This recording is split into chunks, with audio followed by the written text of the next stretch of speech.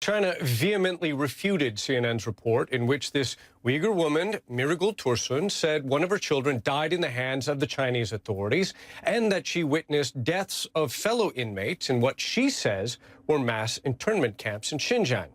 Speaking at a regular press briefing, a Chinese Foreign Ministry spokeswoman, Hua Chunying, describes Tursun's story as a, quote, complete lie told with ulterior motives.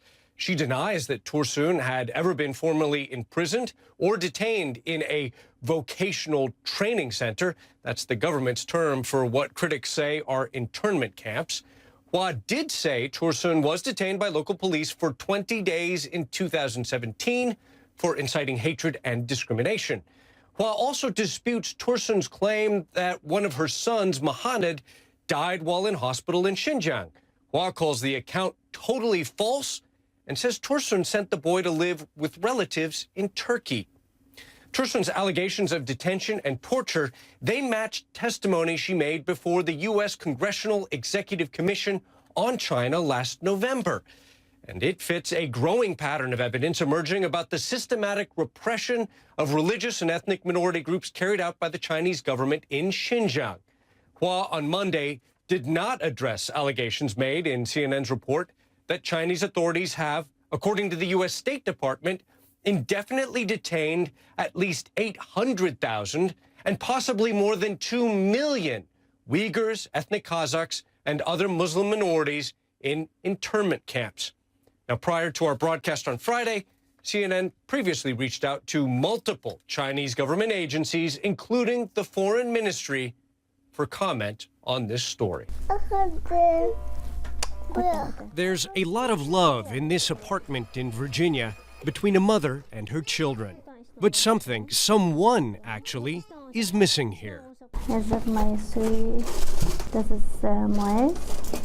This is Alina. This is Mohamed. In 2015, ethnic Uyghur Mirigul Tursun, then a citizen of China, gave birth to triplets in Egypt, where she'd been living and working. She's me. And barely a month later, she flew home with them to Xinjiang, a region of western China. At the airport, she says Chinese police detained her and took away her babies. I asked her, where is my baby? Please give me my baby. Then he... taped your mouth. Yes. Mirigul says police jailed and interrogated her for the next 3 months. The day of her release, she went to the children's hospital in Urumqi to see her infants. When I come hospital, doctor say, okay, my baby can go outside hospital. He say, yes, he died. I looked at him, what died? He say, your son died yesterday morning 6 o'clock. I don't believe it. And I scream, why you kill my son? And they say, if you scream, I call, please stop, be quiet. And he give me my baby so cold. I say, why he died? What happened? He said, we make operation and then he cannot strong, so he died. CNN reached out for comment from Urumqi Children's Hospital, but did not receive a response. The surviving siblings have scars on their necks. A CNN medical expert says that suggests they, like their deceased brother, received intravenous tubes for nutrition at a time they should have been breastfeeding.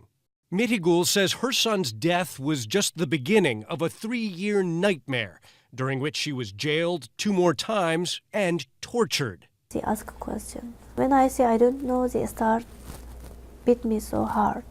During the second imprisonment, she says she was put in a crowded cell with 50 other women, all ethnic Uyghurs from her hometown in Chechen.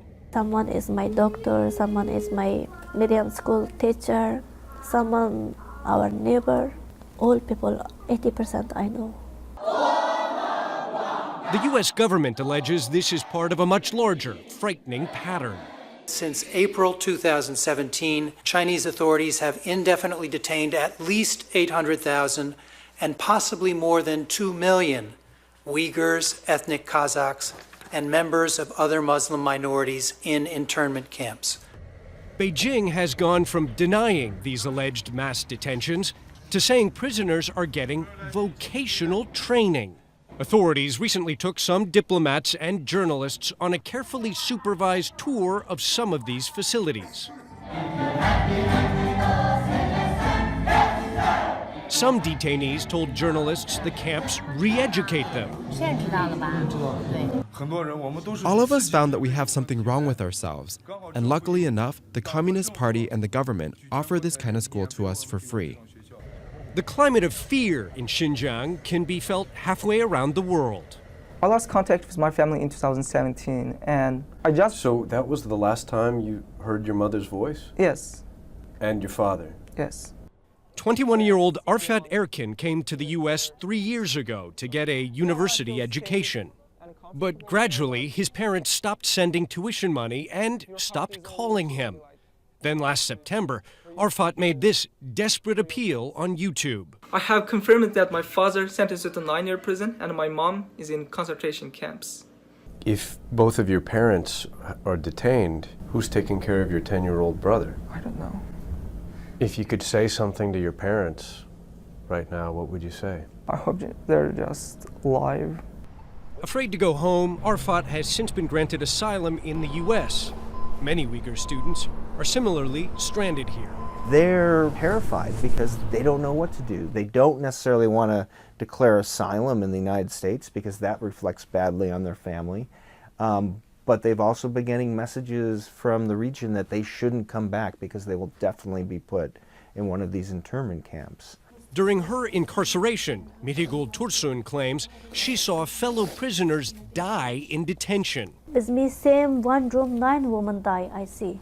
So much people die, have torture like this, I will become crazy.